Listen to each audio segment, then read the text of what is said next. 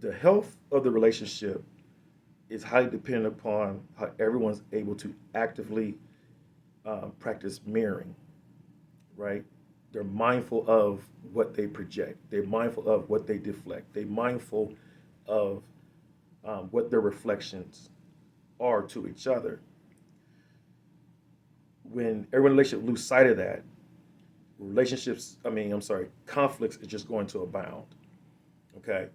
What's interesting when we're actively mirroring inside a relationship, it's going to show us some basic things about ourselves. It's going to show what we harmonize with. Okay. And now harmonize with is very interesting because we look at like, what are you allowing? Because whatever you're allowing consistently in the relationship, that's a part of your reflection. Is showing you something about yourself. So if you have a lot of disrespect that's going on in a relationship and you're allowing it, it's high likely that within inside yourself, there's a part of yourself that disrespects you or you expect to be disrespected, right?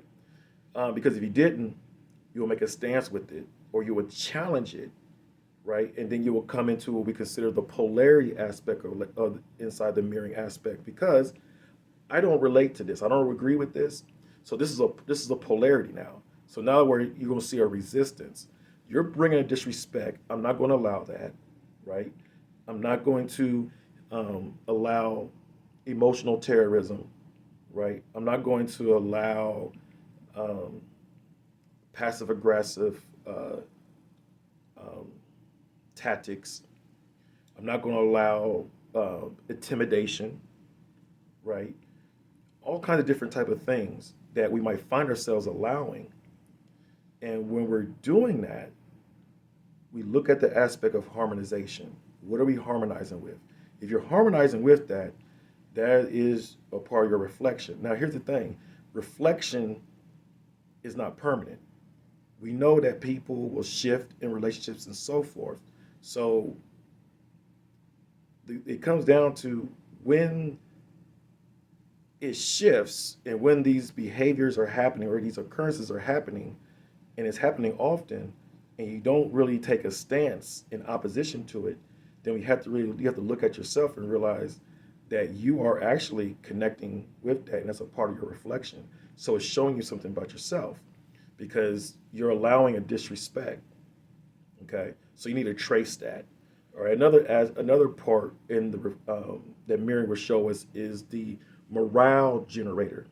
This is very interesting because a lot of times in relationships, people have a tendency to always shift the morale often, right? When you ever notice sometimes in relationships when things are calm, right, or things are just kind of just going, is it just is what it is. And sometimes people might get disturbed by monotony.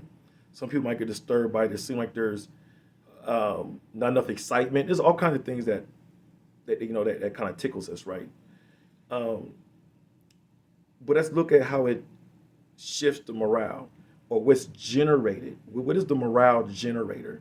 So a relationship is going to show that about yourself and about those you're relating with. And so if there's something constantly being generated, or it seems like things are in one state, then all of a sudden the person you're relating with is always trying to spark or generate a morale shift. Say someone's erratic or whatever. If they're always seem like they're always bring about things that just during a necessary activity and things like that, or just conflict. It's like things just like what's going on. Well, that's a reflection on them. Okay, so you can begin to look at the morale that we feel comfortable in, and the morale that we're comfortable in is going to show a lot about ourselves, the involution of us. Because obviously we're growing something, some type of disturbance that we connect with. So when you're experiencing that, then you're able to see this reflection in the relationship that someone has a appetite for disturbance. Of course, we don't really want to admit that, but if it keeps happening, it keeps generating, then it's not independent of the person that's projecting that, right? And then all of a sudden you respond to it, and how you respond to it shows an aspect to yourself.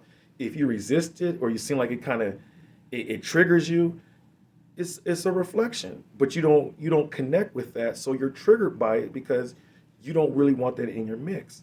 So the active mirroring piece begins to show that part. It also shows what we admire. What do you admire inside your lover? And because do you see that inside yourself? What you admire inside yourself, you should be able to see that inside them, and vice versa. Then the same time is the opposite. You know, what don't you admire inside yourself? But you know, but you see it also inside them, you know. So I don't admire that inside you, but I know I got the same issue going on. And we here we are, we're colliding with this thing that we don't like, but we're both projecting this into the relationship.